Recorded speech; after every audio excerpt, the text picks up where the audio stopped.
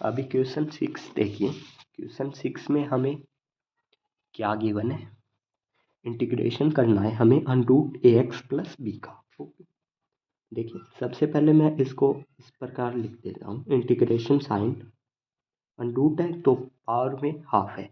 अगर हमें under root x दिया है इसका मतलब है कि एक्स की पावर हमारी हाफ है, 1/2 है। ओके, तो इसको मैं ए एक्स प्लस बी और इसकी पावर कितनी लिख लेता हूँ, इनकी half into D x. Okay, अभी देखिए ए एक्स प्लस बी को मैं पुट करूँगा यहाँ पर टी, पुट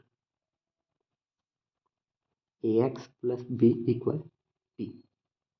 ओके, तो अभी इनका डिफ्रेंशिएट कर लेते हैं हम, differentiate with respect to X. तो क्या हो जाएगा, D upon D X A X plus B और equal D upon D X किसका, यहाँ पर टी का। ओके, ए कोस्टेंट है, एज इट इज रहेगा, एक्स का डिफरेंशिएट क्या हो जाएगा 1, प्लस में बी का डिफरेंशिएट क्या हो जाएगा यहाँ पर 0, कोस्टेंट का डिफरेंशिएट 0 होता है। टी का करेंगे विद रिस्पेक्ट टू एक्स, क्या हो जाएगा D T upon D x.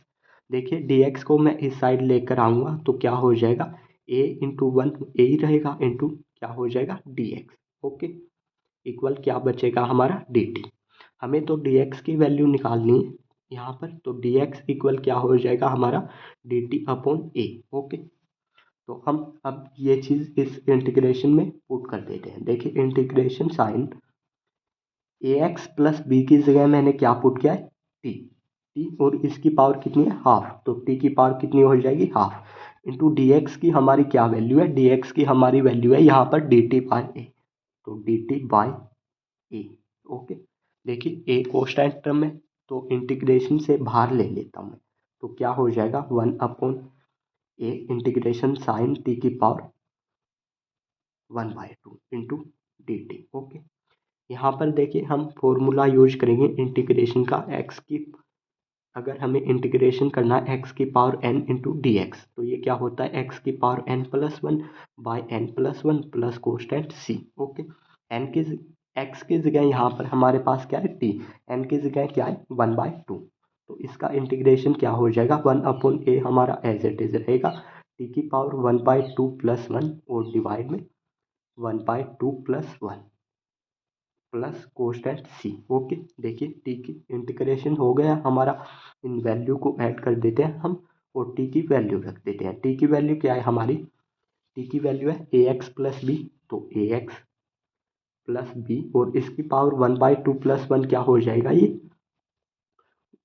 ये हो जाएगा 3/2। इसी प्रकार डिवाइड में भी क्या हो जाएगा ये 3/2, इसको हम पलट कर ऊपर ले आएंगे तो प्लस कोस्टेंट सी भी है हमारा, तो प्लस कोस्टेंट सी, तो देखिए 3/2 को मैं पलट कर मल्टीप्लाई करूँगा तो ऊपर आ जाएगा, ये क्या हो जाएगा 2/3 और ए भी है यहाँ पर ए इंटू ए एक्स प्लस बी की पावर कितनी है हमारी 3/2 प्लस कोस्टेंट सी, यही हमारा रिक्वायर्ड आंसर है। ये हमारा क्वेश्चन 6 कंप्लीट हुआ।